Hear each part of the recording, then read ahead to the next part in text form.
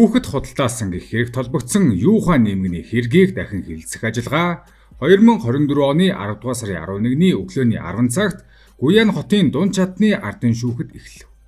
Анх хулгайлагдсан хүүхдийн тоо 11 байсан ч 17 болж нэмэгдсэн аж. Бүтэн өдөржин үргэлжилсэн шүүх хурал 17 цагт завсарлаж өмнөх шүүхөр өгсөн цаазлах ялыг дахин баттгав. Олон жилийн өмнө энэ эмгэнд хулгайлагдсан Ямбүсгүй шүүх хуралд оролцохоор ирсэн байлаа. Тэрээр шүүхийн шийдвэр гаргахаас өмнө хэлэхдээ Юуханыг хатуу шийтгэж хүний наймаачдаар дахин хүүхдүүдийг хулгайлуулахгүй тулд цаазаар авах ялыг хэвээр үлдээнэ гэж найдаж байгаа хэлв. Мөн тэр миний хагтсан гэр бүл гомдолтойгоор нас барсан эцэг эхийнхээ тухай бодоход би тэднийг үзэн ядахгүй байж яаж чадах вүлээ хэмээн хэвлэлд ярив. Ямбүсгүйг 5 настай байхад Гуйжоо дахь гэрээсэн Нүн эмгэн хулгайлж хэдэн мянган километрийн зайд орших Хэбэ рүү хулгайлан аваачжээ. Харин Ямбүсгүй 31 нас хүртлээр гэртээ харих замаа олоогүй юм. Он удаан жилийн дараа гэртээ буцан ирэхэд түүнийг харамсалтай зүйлс хүлээж байлаа. Түүнийг хулгааснаас хойших 3 жилийн дотор түүний эцэг эх нэг нэгээрээ уу гашуугаасаа болж нас барсан. Түүний хуучин байшин ч дуран балгас болсон байв. Түүний гэр бүлээс үлдсэн цор ганц хүн нь Ямбүсгүйн төрсөн ихч байлаа. Тэд ам бүл дөрүүлээ байсан бөгөөд эцэг эх нь нас барсны дараа 12 настай эгч нь өнчирч үлджээ. Харин 5 настай байхад нь Ямбүсгүйд чухам юу тохиолдов? Энэ бүхэн 1995 онд эхэлнэ. 95 оны өвлийн ихэнх үе байв. 5 настай Ян Нихуа болон түүний эгч Ян Сангинаар эцэг эхийнхээ хамтаар төрлөх хотоосоо Гуян руу нүүж иржээ. Тухайн үед тэдний эцэг эх маш чадварлаг жижиг бизнес эрхэлдэг байсан бөгөөд гэр бүлийн амьдрах нөхцөл нэлээд сайн байв. Эгч дүү хоёр үргэлжлэн хувцас тоглоомтой байдаг байсанд нь үе тэнгийнхнийх нь олонх нь атаархдаг байсан. Өдрийн цагаар эцэг эх нь ажилдаа явх хооронд Ян охин гэртээ эгчтэйгээ тоглож үлддэг байв. Чухам энэ үед тэднийд хөрш болон ирсэн хүүхэдтэй нэгэн эмэгтэй байсан нь өнөөх хүүхдийн хулгайч хүний намаачин Юухайн байжээ. Түүний охинч үе Янгийн гэртэрч тоглодог байсан байна. Энэ үед хинч гэмт этгээдийг сэжиглээгүй. Ямбүсгүй дурсахтаа нэгэн өдөр Юухан надаас чи ойртой юутэй болохыг хүсэж байгаа вэ гэж асуусан гэж. Балчир Ян хариулахдаа манай эгч гоё оролт нэгж байгаа. Би яг тийм нэхмлийн зүү уцтай болмоор байна гэж хэлв. Харин гэмт этгээд инээмсэглэн би чамд авч өгье. Намайг дагаад яваарай хэмээн хэлэхэд охинч түүнийг даган хашаанаасаа холдон гарчээ. Ингэж л түүнийг хулгайлан одсон аж. Ян охин үүнээс хойш зүүдэндээ энэ мөчийг зүүдлэн хаардардаг байсан бөгөөд хашаанаасаа гараагүй гэртээ үлдсэн байдлаар ч зүүдэлдэг байлаа. Юухайн Балчир Яныг дагуулan галт тэрэгний буудал дээр ирсэн бөгөөд бусдын анхаарлыг татах ногоон цамцыг нь тайлан урж хаяад орондон нэмгэн цамц өмсүүлжээ. Охин гэртээ хармаар байна гэж хашгирсан ч Юухайн загнуулахдаа маш их айж чимээгүй болов. Тухайн үед Ян хулгайлагдсан гэдгээ ойлгохгүй байв. Ян бодохдоо ийдэг хөршигч нь ягаад гинэд ууртай хүн болж хууруу гэж гайхаж байснаа хожим дурсжээ. Ямбүсгүй энэ хугацаанд маш олон зүйлсийг эргэн санаж байсан юм. Галт тэрэгэн тэр удаан унтаж хэр хол явснаа ч мэдсэнгүй. Хэсэг явх зуур түүний шээсвэрхэд жорлон орё гэж хэлж чадалгүй өмдөндөө шээсэн. Юухайн ч өшөглөж түүнийг зодсон байдаг. Ингээд Хэбэ мужийн Хандан хот дахь зуучлагч Ван Мофугийн гэрт иржээ. Тэднийд охины үсийг угаахаар ус халаахад ус нь хит халуун байсанд Ян гомдлоход шалц халуун усыг түүний толгой дээр асгасныг Ямбүсгүй ч одоо тодхон сандаг. Гэмт этгээд юу Хэбэд Ван зуучлагчтай уулзахдаа Ян охиныг эцэг эх нь надад зарсан гэж хэлжээ. Өнөөх Ван ч охиныг худалдах ажилд оров. Удалгүй нутгийн нэгэн хөгшин эмгэн Ян охиныг худалдан авчирч хэлгүйдүүлийн хөгжлийн бэрхшээлтэй хүүгийнхээ охин хэмээн хүмүүст ярих болсон байдаг. Ингээд охинд Ли Суян гэх шин нэрийг өгсөн ба охин хэлхүйдүүлийн шин автагаа бас эмээг гэгчтэйгээ амьдрах болов.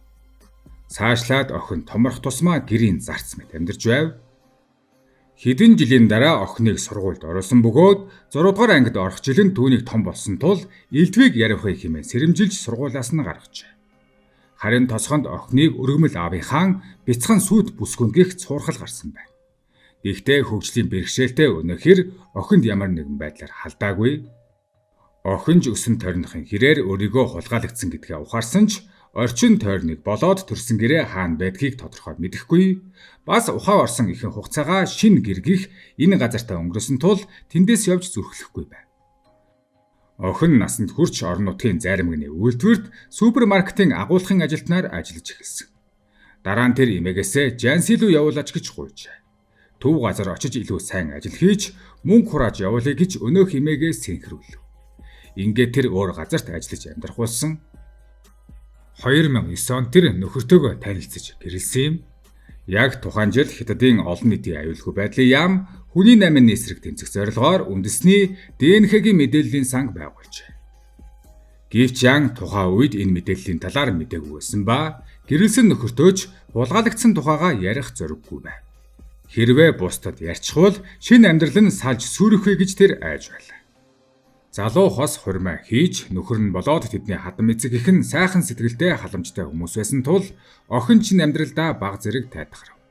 Гэхдээ 3 жилийн дараа буюу 2012 он тэр цагдаагийн хилтэст шинжилгээ өгөхөөр зориг гаргаж Baby Come Home байгууллагын сайн дурын ажилтнуудтай холбогдсон тусламж авч өөрийнхөө мэдээллийг алга болсон хүмүүсийн ДНХ сан болон мэдээллийг бүртгэдэг сайтанд байршуулж чадав.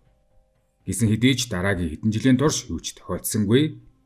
Түүний багын дурсамжинд байдаг нэгэн айдас бол гэмт хэрэгтэн түүнд эцэг эгч нь чамайг зарчихсан гэдэг үгс юм. Тэр үүнд итгэхийг хүсдэггүй ч бас тийм юм болов уу гэж бодсоор иржээ. Гэхдээ хичнээн түүнийг зарсан байлаач бүсгүй төрсөн эцэг эхтэрээ очиж гомдсон сэтгэлээ тайлахыг хүсдэг байж. Ингээд ям бүсгүй гэр бүлээ хайж байсан олон жилийн хугацаанд 3 хүүхдийн ээж болжээ. Тэр нөхөртөөгөө хамтын амьдралаа тэгээс эхлүүлж байшин машин худалдаж авсан бөгөөд хүүхдүүд нь эрүүл саруул ухаалаг өсөн тарьсан. Хөгжилтэй аз жаргалтай гэр бүлтэй болсныхаа дараа тэр гэр бүлээ хайгуулаа улам эрчимжүүлжээ. 2021 онд Ян Нихуа хамаатан саднаа хайхын тулд богино хэмжээний видео хийн интернетээр цацаж эхэллээ.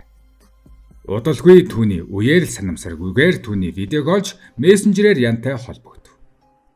Дараа нь түүнд эгч нь болох Ян Сангины холбоо барих мэдээллийг өгчээ. Ингээд 2021 оны 5 дугаар сарын 1 орой 23 цагт Ян бүсгүй 26 жил уулзаагүй эгч Ян Сангинтайгаа холбоо барьсан бөгөөд тэр хоёр дурсамжаасаа дэлгэрэнгүй мэдээллийг дахин шалгаж баталгаажуулв. Тэр гэр бүлээ олсон гэдэгтээ итгэлтэй байсан бөгөөд олон жилийн турш түүнийг зовж байсан өнөөх эргэлзээ арилсан. Эцэг эхэн түүнийг хизээж орхиогүй. Ян Нихуа гэр бүлээ олохын тулд урт удаан хүнд хэцүү аяллаа дараа 2021 оны 5 дугаар сарын 15-нд Төрлөх хотдоо иржээ. Тосгоны үүдэнд түүнийг өгтөн авахаар олон хүн цугларсан байхыг харав. Тэр машинаас буумагц эгчин түүнийг өгтөн авч чангаар тэрвэрэн уйлв. Маргааш нь тэр эцэг эхийнхээ булшны өмнө очиж уйлан хайлан суусан нь интернетэд тархсан. Энэ өдөр түүний төрсөн өдөр таарч гэр бүл хамаатан саднан цугларч салют буудулан баяр хөөртэйгээр эргэж ирсэн ивэлт өдрийг нь тэмдэглэжээ. Удалгүй тэр Ли Суян нэрээ сольж эцэг эхийнхээ өгсөн Ян Нихуа нэрээ дахин бүртгүүлж иргэний өмнөлхөө гардаж авсан. Хичнээн тэр ихч болоод хамаатнуудаа олсон ч зарим харамслыг хизээж нөхөж чадахгүй. Тэр эцэг эхтэй загтал бичин суухдаа аава ээжээ би сайн байна. Игч бид хоёр иргэн уулзаж хэдэн өдөр тутамд холбоотой байдаг. Одоо бүх зүйл 26 жилийн өмнөхөөс өөр болсон. Бид загтал бичих шаардлагагүй болсон. Бид зүгээр л жижиг дөрвөлжин төхөөрөмж авч нэгээд ичийг маань харж болно гэсэн байв. Тэр гайхалтай ой санамжийн ачаар хүний намаачтыг цагдаад мэдэгдэж тэднийг баримтлахад хүргэсэн нотлох баримтуудыг гаргаж өгчээ. Ингээд гэмт итгээд эмгэн болсон Ю Хуаин болоод тэдний сүлжээнийхэн баримтлагдсан. Тэр бариглаад Хэбэ мужийн хандан хотын цагдаад гэмт хэргийн талаар мэдэгдэж дараа нь цагдаагийн зөвлөгөөний дагуу гэмт хэрэг гарсан Гуйжэ мужийн Гуян хотын цагдаад мэдэгдсэн. Бүсгүй тухайн үед гэмт итгээд юугийн зууршлагч байсан Ван Мафуг ой санамжиндаа тулгуурлан олж өгч чадсан. Тухайн үед Ван бараг 90 настай байсан бөгөөд анх мэдүүлэг өгөхөөс татгалзжээ. Ян түүнээс дахин гуйж чи аль хэдийн 90 настай. Чи миний эцэг эхээс 60 жилээр илүү насалсан гэж хэлж байв. Ван эцэд нь хамтран ажиллахаар тохиролцов. Дараа нь харин бүх зүйл хурд тассан. Цагдаа нар хэрэгтний мэдээллийг гарган авч чадсан байна. Гэхдээ гэмт итгээд Ю Хуайныг яг мөн гэдгийг таниулахын тулд өөр олон хүмүүсийн зурагтай нэг дор үзүүлж таниулах ажиллагаа хийв. Түүний зураг бусад 12 хүний зурагтай холилдсон байсан ч Ян бүсгүй түүнийг шууд таньжээ.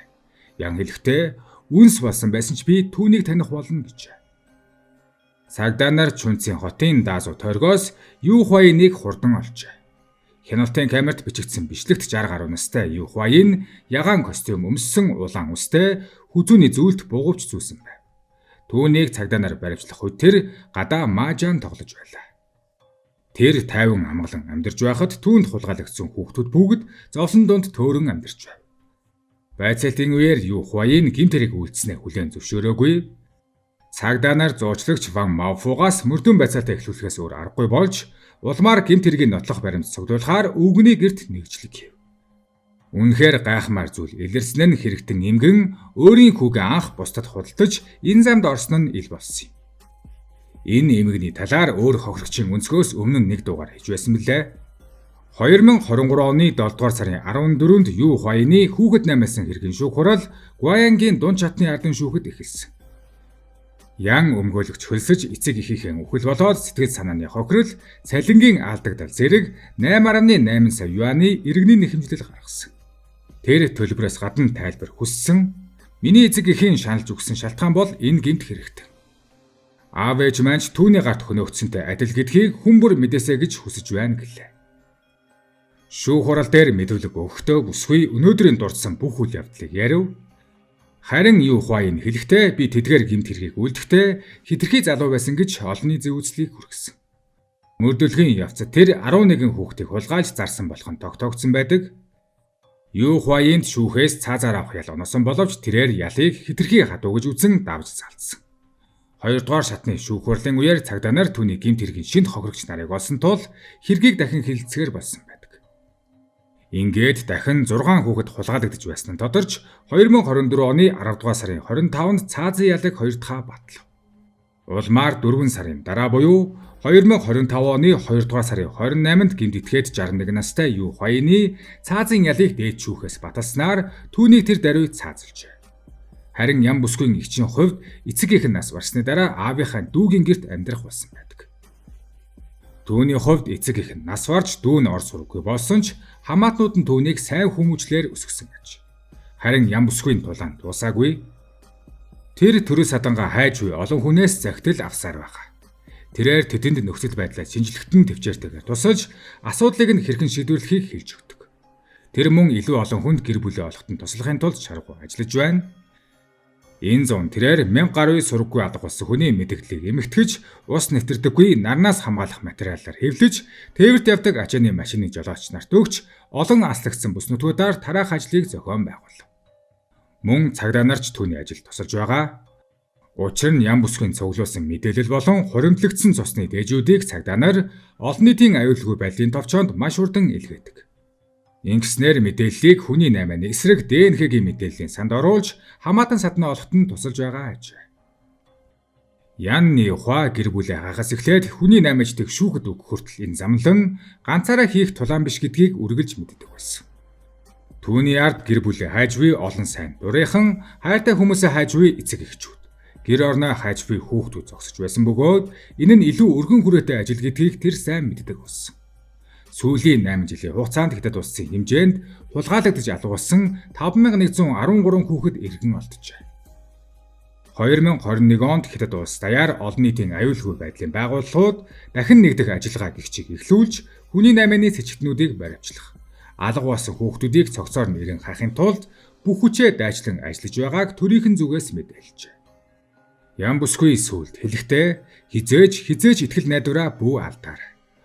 Олон хүн танд туслахаар очих болно хэмээн Хятадын CCTV News-т ярьцлага өгчээ.